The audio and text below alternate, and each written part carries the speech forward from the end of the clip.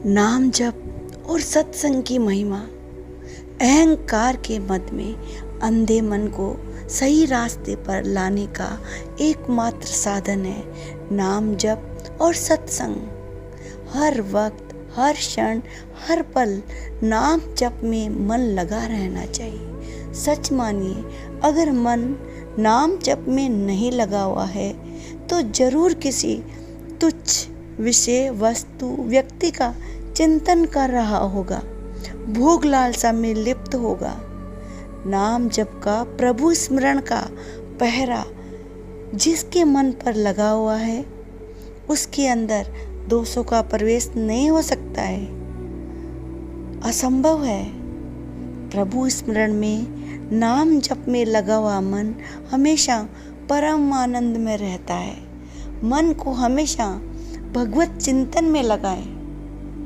जिसका मन भगवत चिंतन में लगा हुआ है उसको संसार के सुख और दुख प्रभावित नहीं कर सकते हैं, क्योंकि मन ही तो है जो भ्रमित है।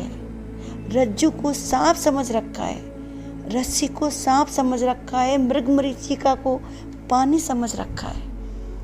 संसार का चिंतन करने वाला मन भ्रमित हो सकता है, लेकिन भगवत चिंतन, नाम जप में लगा हुआ मन कभी भी विचलित नहीं होता है।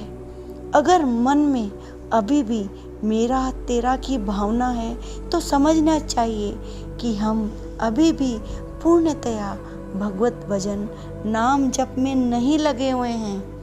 मन माया के जाल में फंसा हुआ है और केवल गुरु कृपा से ही मन का भ्रम मिट सकता है।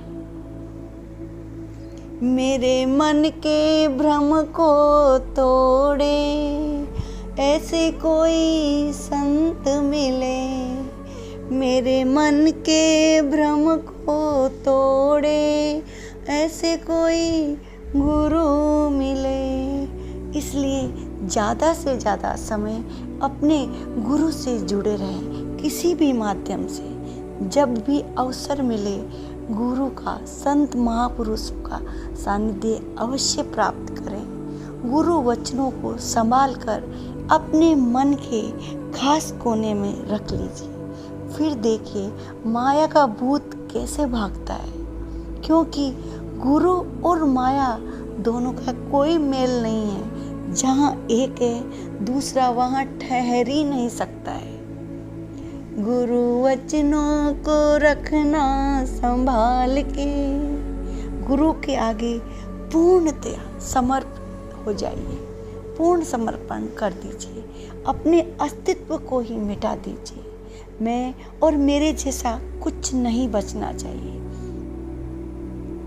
जब हम संसार की मोह माया में फंसे होते हैं तो वहाँ पर केवल और केवल अस्तित्व की लड़ाई चलती है।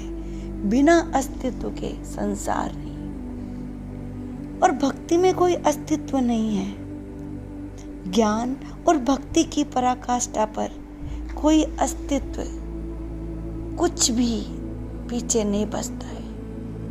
केवल और केवल शून्य होता है। अपने आप को मिटा दो, शून्य कर दो, साक्षात परमात्मा गुरु के चरणों में।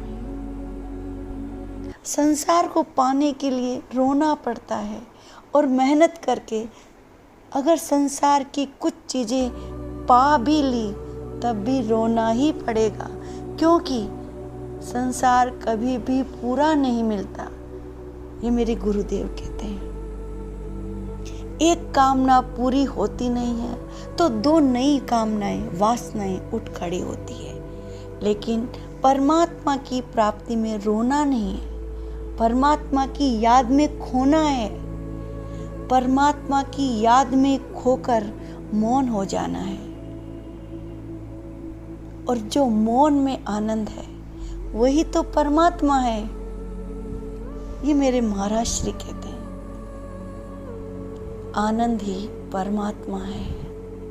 धन संपत्ति, मान प्रतिष्ठा की चाह हमें दोषों की तरफ ले जाती है, लेकिन परमात्मा मिलन की चाह बढ़ जाए तो वो हमें परम आनंद तक ले जाती है।